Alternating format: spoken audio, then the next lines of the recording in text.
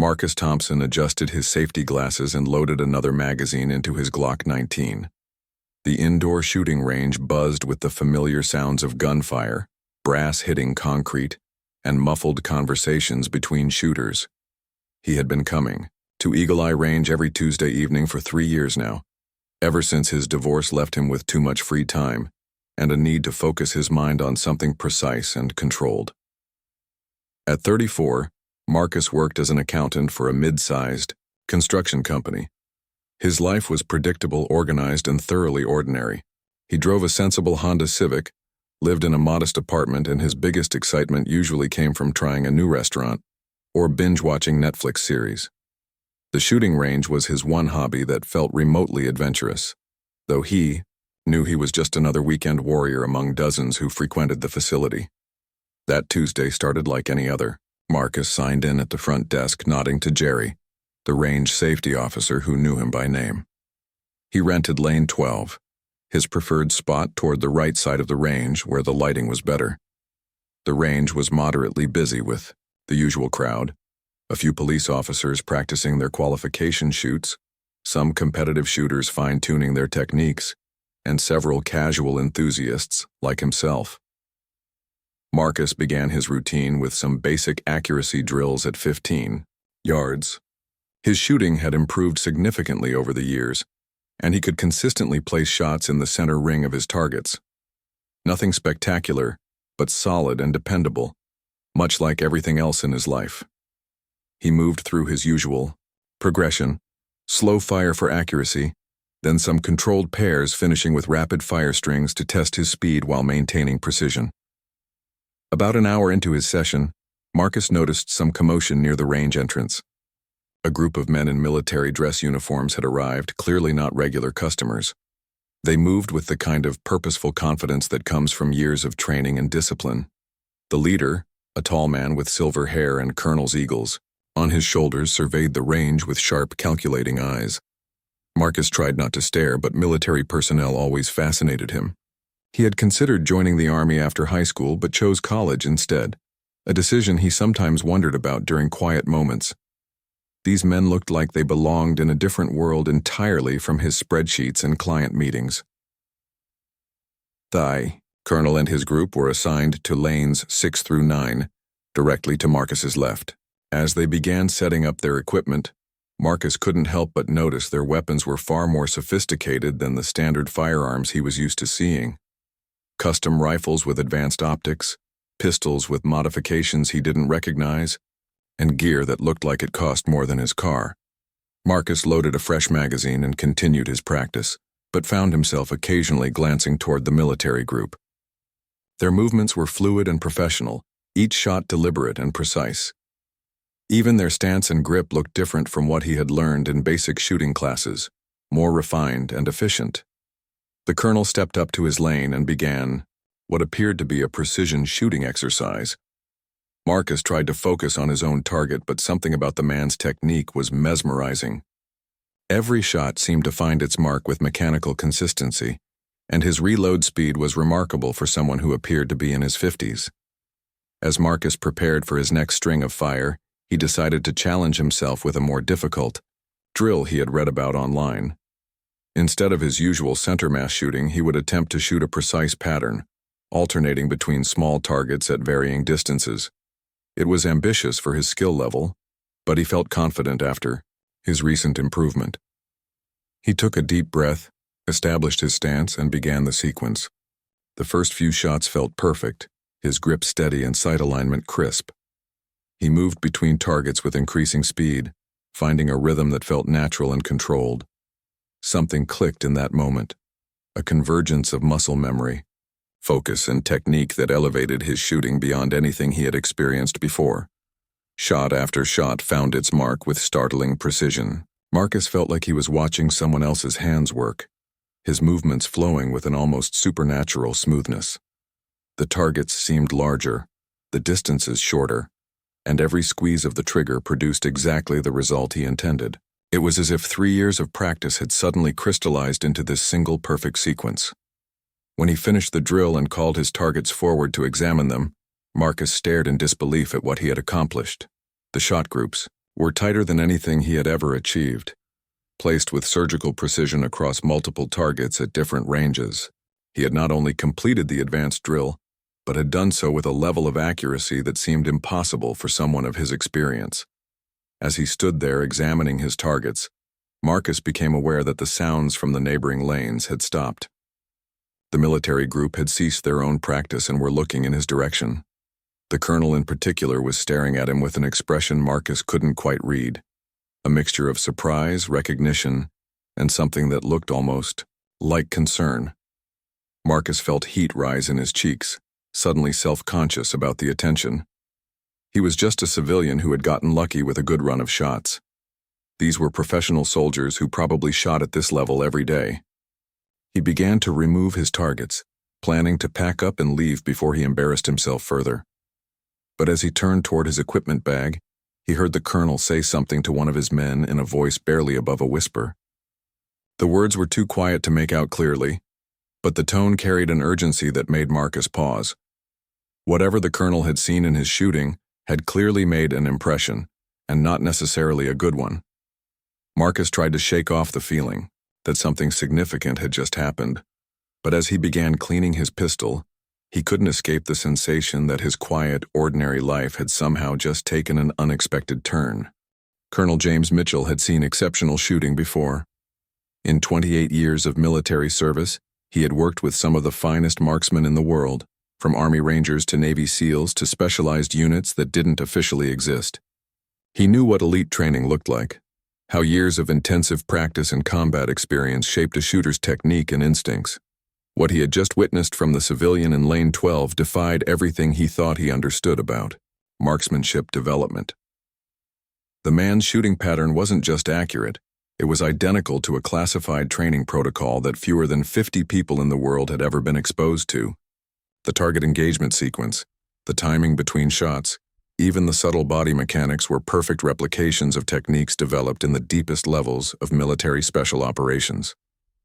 Mitchell felt his pulse quicken as he watched the civilian examine his targets with obvious surprise.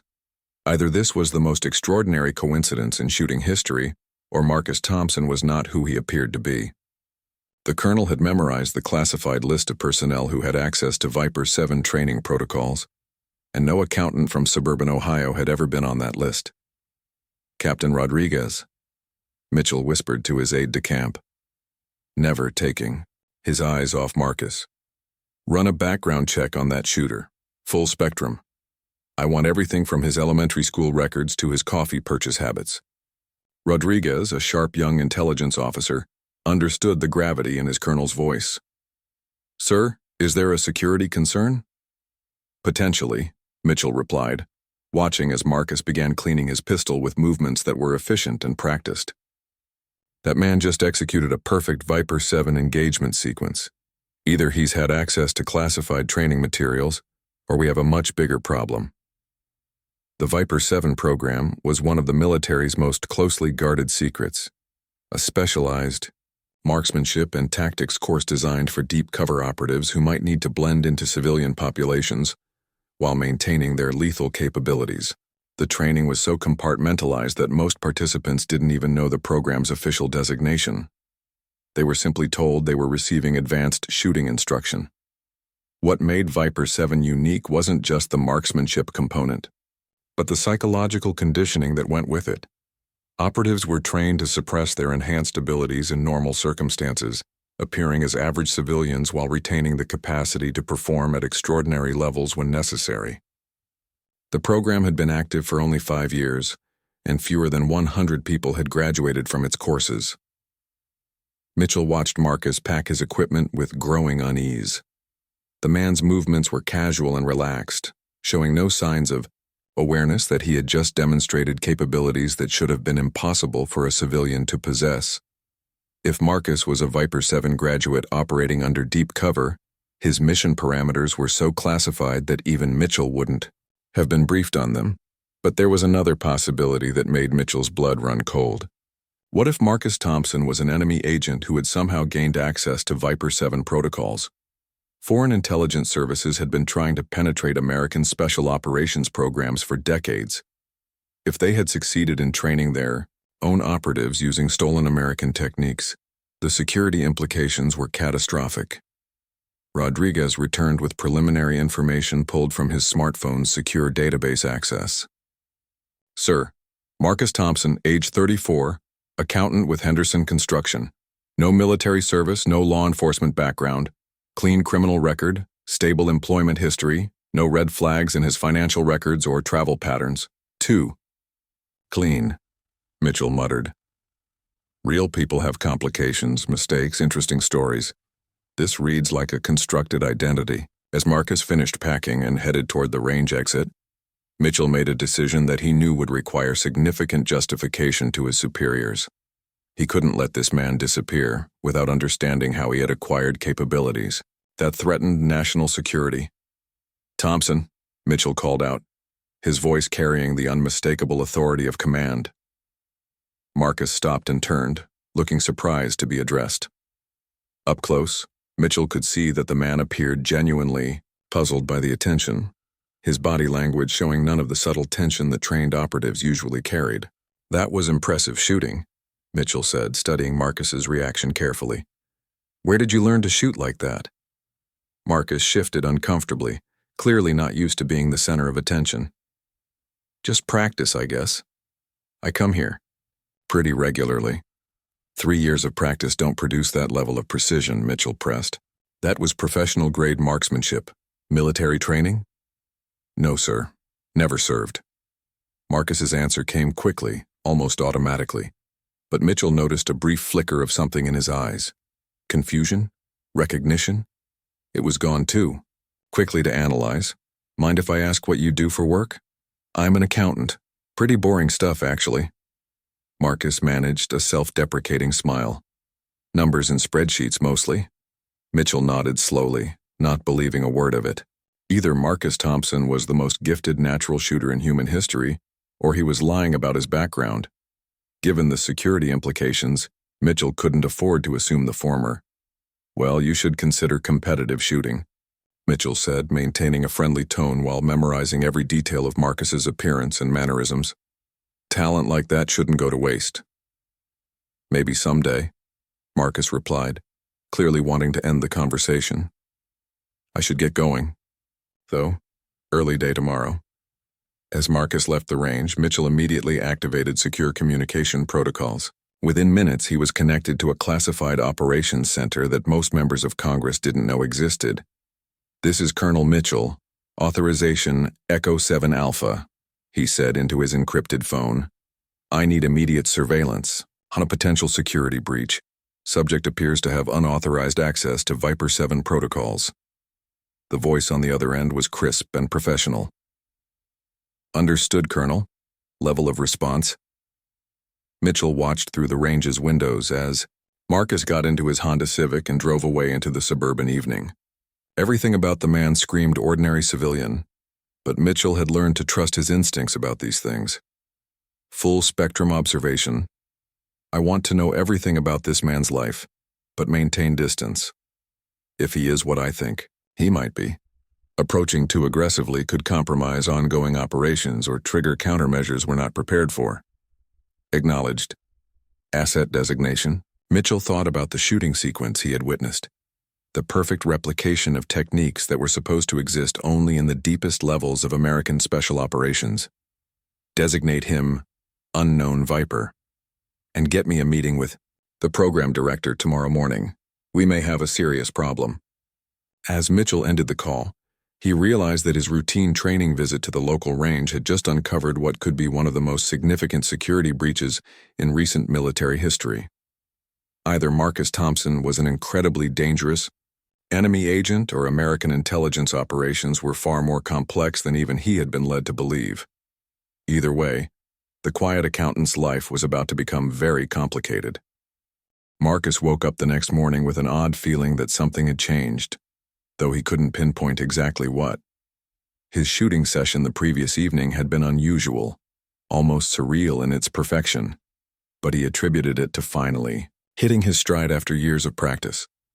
Still, the memory of the colonel's intense scrutiny lingered in his mind as he went through his morning routine. He arrived at Henderson Construction's offices at his usual time, grabbing coffee and settling into his cubicle to review the quarterly budget reports. The familiar rhythm of spreadsheets and calculations should have been comforting, but Marcus found himself distracted, replaying the shooting sequence over and over in his mind.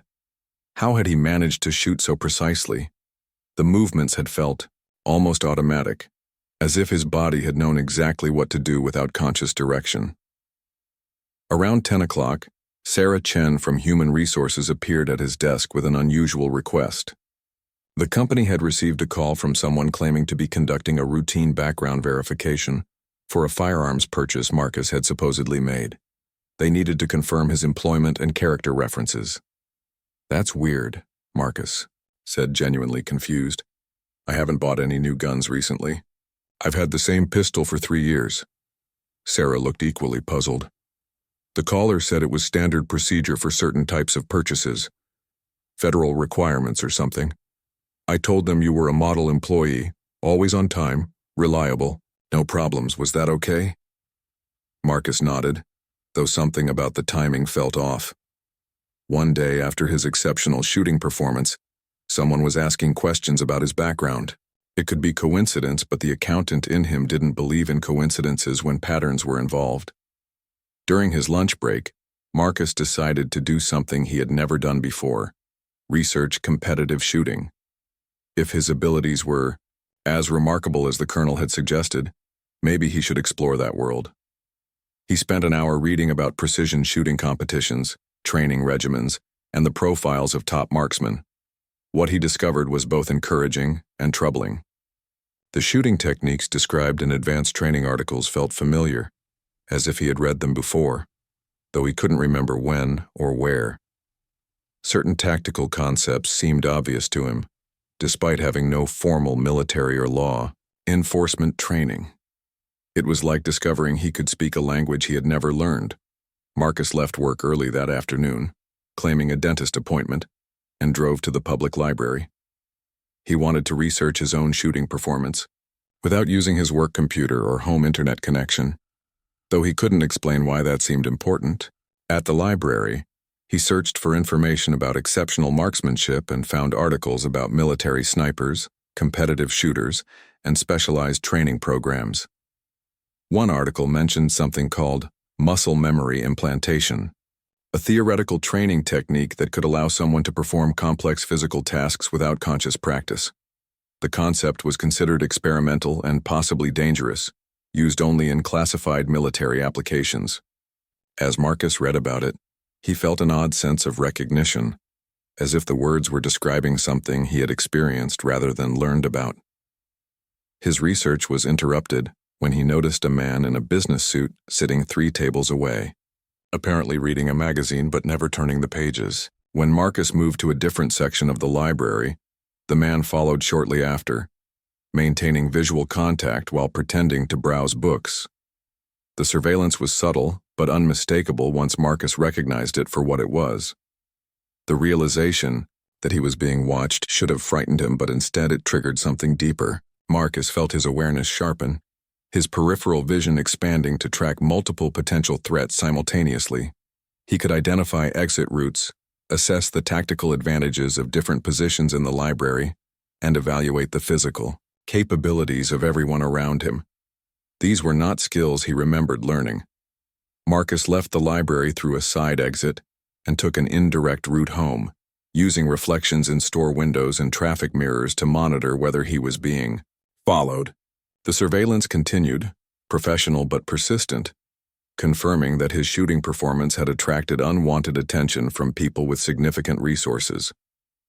At home, Marcus found himself inspecting his apartment with new eyes, noting sightlines, potential defensive positions, and vulnerable approaches. His ordinary living space suddenly felt inadequate for someone who might be under surveillance by unknown parties.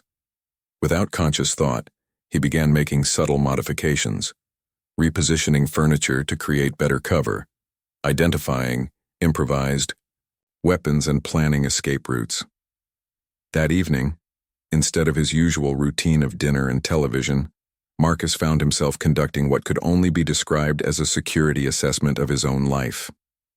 He reviewed his daily patterns, identified predictable routines that made him vulnerable, and began planning changes that would make surveillance more difficult. The fact that he knew how to do these things without training was becoming impossible to ignore. Around midnight, as Marcus lay in bed staring at the ceiling, fragments of memory began surfacing like bubbles in dark water.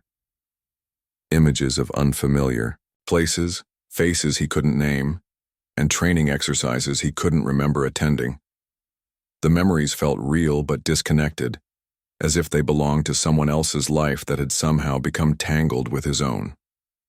One memory was particularly vivid: a sterile white room where men in military uniforms administered psychological tests and physical challenges, a voice telling him that he would remember only what was safe to remember, that other memories would surface only when necessary for survival.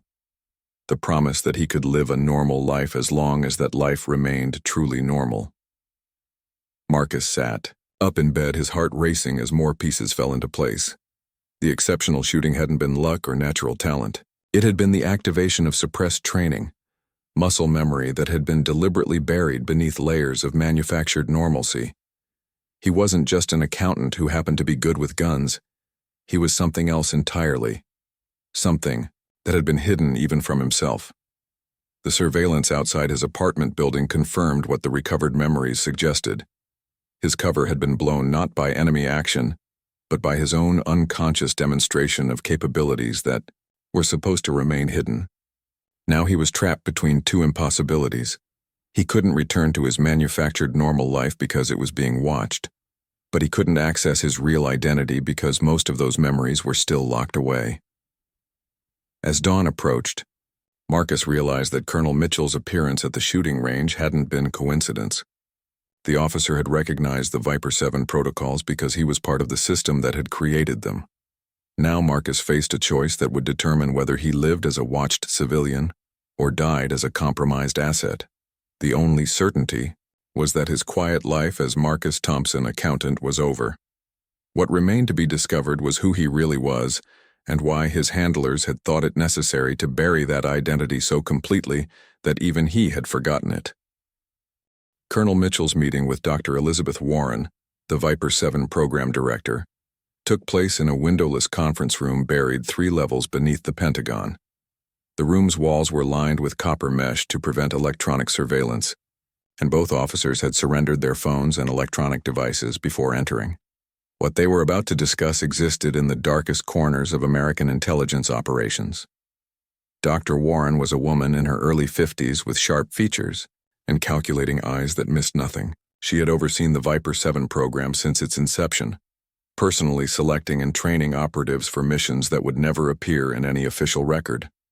Her doctoral degrees in psychology and neuroscience made her uniquely qualified to design the program's most controversial element, the complete suppression of an operative's real identity. "Show me the footage," she said without preamble, as Mitchell activated the secure tablet containing surveillance video from Eagle Eye Range. They watched in silence as Marcus Thompson executed the precision shooting sequence that had triggered this emergency meeting. Dr. Warren's expression remained neutral, but Mitchell noticed her hands tighten slightly as the civilian demonstrated perfect mastery of techniques that took most operatives months to learn. "Analysis?" Mitchell asked when the video ended. "That's Ghost 7, Dr. Warren said quietly. "I'm certain of it. The micro-movements, the breathing pattern, even the way he shifts his weight between targets, those are muscle memory signatures. That can't be replicated without the original neural programming." Mitchell felt a chill run down his spine. Ghost 7 had been one of the Viper-7 program's most successful operatives, a man whose real identity was so deeply classified that even Mitchell didn't have access to his original name or background. According to the official records, Ghost 7 had been killed in action during a mission in Eastern Europe 2 years ago. "That's impossible," Mitchell said. "Ghost 7 is dead. I saw the after-action reports myself." Dr. Warren activated another screen, displaying classified files that Mitchell had never seen before. Ghost 7 was declared dead as part of his extraction protocol. The mission had been compromised and his cover was blown. "We had 2 choices. Lose him to enemy interrogation or fake his death and activate the deepest level of identity suppression. The files revealed a contingency plan that was disturbing even by intelligence community standards. When a Viper-7 operative's mission became untenable, they could be subjected to advanced memory suppression techniques that would bury their real identity so completely that they would believe themselves to be ordinary civilians. The process involved chemical treatment, hypnosis, and the implantation of false memories detailed enough to withstand casual scrutiny. You turned him into Marcus Thompson, Mitchell realized, gave him a complete civilian identity, and let him live a normal life. The theory was sound, Dr. Warren explained. By suppressing his operational identity, we eliminated the risk of him being captured and interrogated about classified programs.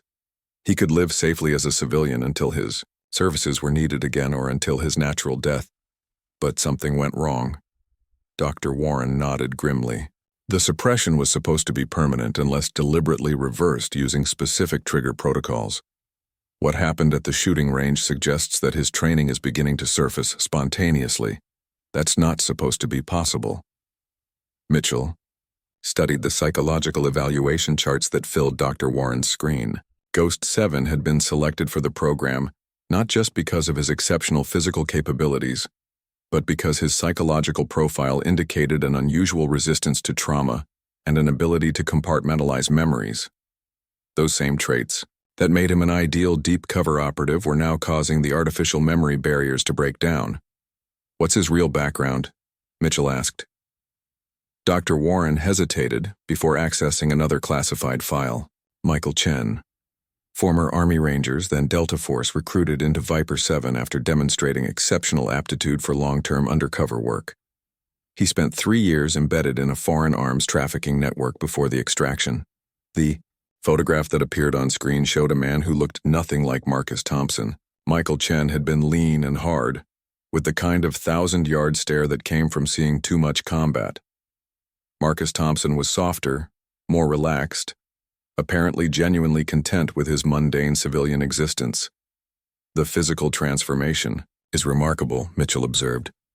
"Different facial structure, body weight, even his posture is completely different. Extensive plastic surgery, dietary modification, and behavioral conditioning," Dr. Warren explained. "We changed everything about him that could be safely altered. The goal was to create a person so different from his original identity that no one who knew Michael Chen would recognize Marcus Thompson, but his muscle memory for shooting remained intact. At a subconscious level, yes. We couldn't completely erase motor skills without risking permanent damage to his nervous system. The suppression was supposed to prevent him from accessing those abilities consciously." Mitchell considered the implications. If Ghost 7's conditioning was breaking down, other Viper-7 operatives living under manufactured civilian identities might experience similar problems. The program had created dozens of sleeper agents who were supposed to remain dormant until activation. If they all began spontaneously recovering their suppressed memories, the security risks were enormous. "How many others are out there like him?" Mitchell asked. 43 active deep cover identities, Dr. Warren admitted. Most are living completely normal lives as teachers, mechanics, small business owners. They have no conscious knowledge of their real backgrounds or capabilities. And now one of them has blown his cover by accident. If Marcus Thompson can remember how to shoot like Ghost 7, what else might he remember? Dr. Warren's expression darkened. Ghost 7 had access to operational details about foreign intelligence networks, terrorist organizations, and classified weapons systems. If those memories surface without proper debriefing protocols, he becomes a massive security liability. Or a target, Mitchell added. If our enemies figure out who he really is, they'll want to capture him for interrogation. The secure communication system in the room chimed with an incoming priority message. Dr. Warren activated the display to reveal an urgent report from the surveillance team monitoring Marcus Thompson. Subject has begun exhibiting counter-surveillance behavior, she read aloud. He's identified our teams and is taking evasive action. Yesterday, he researched tactical concepts online and conducted what appeared to be a security assessment of his apartment. Psychological evaluation suggests rapid memory integration is occurring. Mitchell felt the situation spiraling beyond their control. We need to bring him in before he recovers enough memory to become either dangerous or vulnerable. Agreed, Dr. Warren said, already initiating emergency protocols. But we have to assume that his training is returning faster than our models predicted. Ghost 7 was one of our most capable operatives. If he's remembering who he really is, approaching him carelessly could result in casualties. As they planned the extraction operation, both officers understood that they were dealing with unprecedented circumstances. The Viper-7 program had been designed to create the perfect deep cover operative, someone who could blend seamlessly into civilian society while retaining the ability to become lethal when necessary. They had succeeded too well, creating a man who was now caught between two identities and might soon be forced to choose between his manufactured normal life and the dangerous reality of who he really was. The question that neither officer voiced was whether Marcus Thompson would cooperate with his extraction or whether Ghost 7 would view his former handlers as the enemy. After 2 years of believing himself to be an ordinary accountant, he might not welcome the return of memories that would shatter everything he thought he knew about himself. Marcus didn't return to work the next day. Instead, he spent the morning systematically examining his apartment for surveillance devices, using techniques that seemed to come from muscle memory rather than conscious knowledge. Behind his bathroom mirror, he found a listening device no larger than a coin. Under his coffee table, a camera disguised as a screwhead. His ordinary life had been under observation for longer than he cared to calculate. The discovery should have terrified him, but instead it triggered more suppressed memories. Images of similar devices, training sessions about electronic surveillance, and lectures about maintaining operational security in hostile environments. Marcus found himself dismantling the bugs with practiced efficiency, his hands moving with the confidence of someone who had done this many times before. By noon, he had swept his entire apartment and found 17 different surveillance devices. The thoroughness of the monitoring suggested that whoever was watching him had significant resources and had been doing so for an extended period. This wasn't random surveillance. This was the kind of comprehensive observation used for high-value intelligence targets. Marcus sat in his now secure apartment, surrounded by the dismantled surveillance equipment, and tried to piece together the fragments of memory that were surfacing with increasing frequency. The name Michael Chen kept echoing in his thoughts, accompanied by images of military training, foreign cities, and faces he couldn't quite bring into focus. Each recovered memory felt like finding a piece of a puzzle he didn't know he'd been solving. The most disturbing realization was that his entire life as Marcus Thompson felt increasingly artificial. The memories were there, but they lacked the emotional weight of real experiences. His childhood recollections were detailed but hollow, like scenes from a movie he had memorized rather than lived. Even his emotional responses to supposed family members and friends felt manufactured when he examined them closely. Around 2 o'clock, Marcus's enhanced awareness picked up the sound of footsteps in the hallway outside his apartment. The pattern was wrong for normal foot traffic. Too measured, too coordinated, multiple individuals moving with tactical precision. His surveillance countermeasures had apparently triggered a more direct response, moving with fluid efficiency that surprised even him. Marcus gathered essential items and prepared for immediate departure. He knew which belongings were important and which were just props in his manufactured life. In a hidden compartment behind his bedroom closet, he found items that Marcus Thompson shouldn't have owned. Cash in multiple currencies, documents with names he didn't recognize, and a pistol that was far more advanced than his registered Glock. The knock on his door came exactly when his instincts told him it would. "Mr. Thompson? Federal agents. We'd like to speak with you." Marcus moved to a position that gave him clear sight lines to the door and windows, while remaining concealed from outside observation. His body automatically assumed a combat stance that felt more natural than anything he had done in his civilian life. "What's this regarding?" he called out, buying time to assess the situation. "Routine questions about your firearms purchases. It won't take long." The voice was professionally calm, but Marcus detected subtle tension that suggested the speakers were prepared for resistance. Through his peephole, he could see 2 men in business suits, but his peripheral awareness told him there were others, positioned out of direct sight. "I'd prefer to handle this at a more convenient time," Marcus replied. Perhaps we could schedule something at your office. I'm afraid that won't be possible, sir. Please open the door. The words carried an undertone of command that triggered more memories. Similar voices, similar situations, but from the other side of the equation. Marcus remembered being the one trying to convince targets to cooperate, using the same tone of polite authority that brooked no refusal. You're not federal agents, Marcus said, surprising himself with the certainty in his voice. Federal agents would have shown identification and provided specific credentials. You're private contractors, probably military. The silence that followed confirmed his assessment. When the voice came again, it had dropped the pretense of casual authority. Michael Chen, we're here to help you. The identity suppression is breaking down and you're in danger. We need to bring you in for your own protection. The name hit Marcus like an electric shock, causing more memories to cascade into his consciousness. Training exercises, mission briefings, faces of teammates whose names he still couldn't recall. The comfortable fiction of Marcus Thompson crumbled further as Michael Chen's reality reasserted itself. How do I know you're not the danger? Marcus replied, his voice carrying a hardness that hadn't been there minutes before. Because if we were hostile, this conversation would already be over, came the honest answer. You know that's true. Michael's training told him the speaker was right. Professional extraction teams didn't negotiate, they acted. The fact that they were trying to convince him to cooperate suggested they were likely friendlies, but his fragmented memories included enough paranoia to know that friendly handlers could become enemies when operational priorities changed. Colonel, Mitchell sends his regards. The voice continued.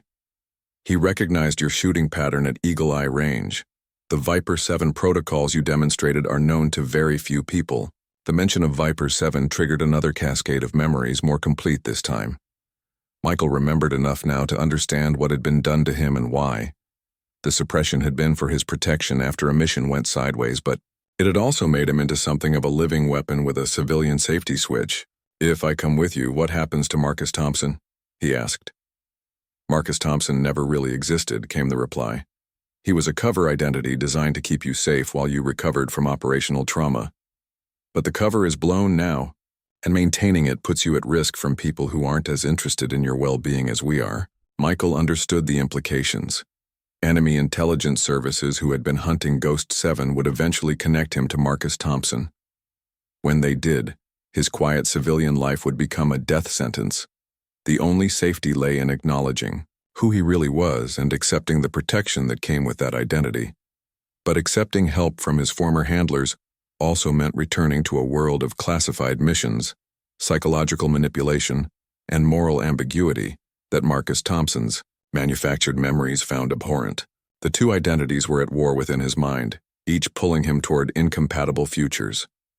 I need guarantees, Michael said, the negotiation coming naturally despite his incomplete memories.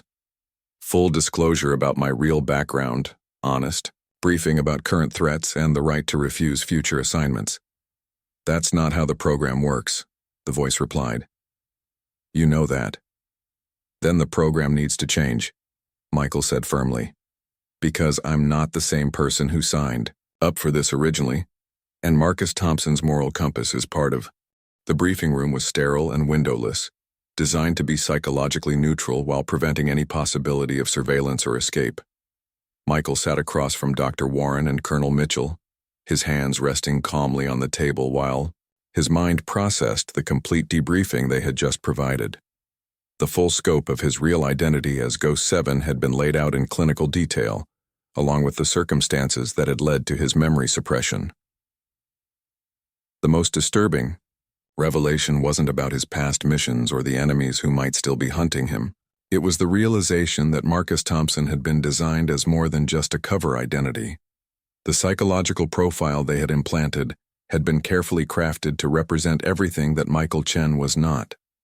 Peaceful, content with, routine, morally uncomplicated. They had given him not just a new life but a new soul. The integration is remarkable, Dr. Warren was saying, studying readouts from sensors that had been monitoring his vital signs throughout the briefing. Most subjects who undergo identity suppression retain clear psychological boundaries between their original and manufactured selves. But you've actually synthesized the two personas into something new. Michael considered this assessment while reviewing classified photographs of missions he could now remember with crystal clarity. Ghost 7 had been efficient, ruthless when necessary, and completely dedicated to operational success regardless of personal cost. Marcus Thompson had been gentle, empathetic, and genuinely concerned about the well-being of others. The person sitting in this briefing room was somehow both and neither. "What are my legal options?" Michael asked. "Can I refuse reactivation and return to civilian life?" Colonel Mitchell exchanged a glance with Dr. Warren before answering. "Legally, you're still bound by the contracts you signed as Michael Chen. The Viper-7 program doesn't have retirement provisions in the traditional sense. Once you're in, extraction only occurs through death or permanent incapacitation. Those contracts were signed by someone who no longer exists," Michael pointed out. "Marcus Thompson never agreed to any of this." "Marcus Thompson was never a legal person," Dr. Warren replied.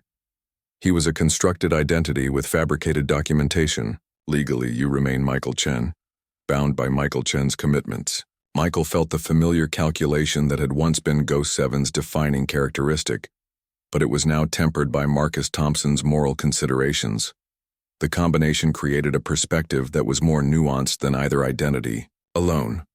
"Then let me propose an alternative," he said. "The Viper-7 program has clearly evolved beyond its original parameters. I'm proof that the identity suppression technology works, but also that it can create unintended consequences. Instead of trying to force me back into the Ghost 7 role, use me to develop new protocols that account for psychological integration." Dr. Warren leaned forward with obvious interest. "What do you have in mind?" "Operatives who can truly blend into civilian populations because they genuinely are civilians most of the time. Deep cover assets who only activate their operational personalities when specific mission parameters are met. You'd have people who could live normal lives indefinitely while remaining available for critical assignments." The concept was intriguing from a strategic standpoint, but Colonel Mitchell saw the practical problems immediately. That would require operatives who can switch between identities at will. The psychological risks could be enormous. "Less risk than the current system," Michael countered. "Right now, you have 43 deep cover assets living manufactured lives, any of whom could experience spontaneous memory integration like I did. That's 43 potential security breaches waiting to happen." Michael outlined his proposal, with the tactical precision of Ghost 7 guided by Marcus Thompson's ethical framework. Instead of burying operational identities completely, the program could develop techniques that allowed controlled access to both personas. Operatives could function as genuine civilians until activated for specific missions, then return to their normal lives afterward. "The key is consent," he emphasized. "Both identities would have to agree to the arrangement. No more involuntary memory suppression, no more manufactured personalities that don't know they're artificial." Dr. Warren was already taking notes, clearly fascinated by the psychological implications. "It would require completely redesigning our conditioning protocols. Instead of suppressing memories, we'd be teaching operatives to compartmentalize them voluntarily." "But if it worked," Colonel Mitchell added slowly, "we'd have the deepest cover assets in intelligence history. People who could pass any polygraph test or psychological evaluation, because their civilian identity would be completely genuine." Michael sensed their growing interest and pressed his advantage. "I'm willing to serve as a test case. Let me prove. The concept works by taking assignments that require both aspects of my integrated identity. Use Marcus Thompson's civilian connections and Michael Chen's operational skills in combination." The proposal represented a fundamental shift in how the Viper-7 program operated, moving from control through suppression to control through cooperation. Instead of creating unwilling assets who didn't know what they were, it would develop willing participants who chose when and how to activate their operational capabilities. Over the next several hours, they worked out the basic framework for what Dr. Warren dubbed the integration protocol. Michael would return to his civilian life, but with full knowledge of both identities. He would receive regular psychological evaluations to monitor the stability of his dual persona and would be available for assignments that specifically required his unique combination of skills. In exchange, the program would begin developing similar integration techniques for other assets, with their consent and full knowledge. The goal was to create a new generation of operatives who could live authentic civilian lives while remaining available for critical missions. As the meeting concluded, Michael realized he had negotiated something unprecedented: the right to be, both Michael Chen and Marcus Thompson, to live as a civilian while serving as an operative when necessary. It wasn't a perfect solution, but it was honest in a way that his manufactured existence never could be. Walking out of the secure facility, Michael felt the weight of both identities settling into a more comfortable balance. He was no longer Ghost 7 pretending to be Marcus Thompson, or Marcus Thompson discovering he was really Michael Chen.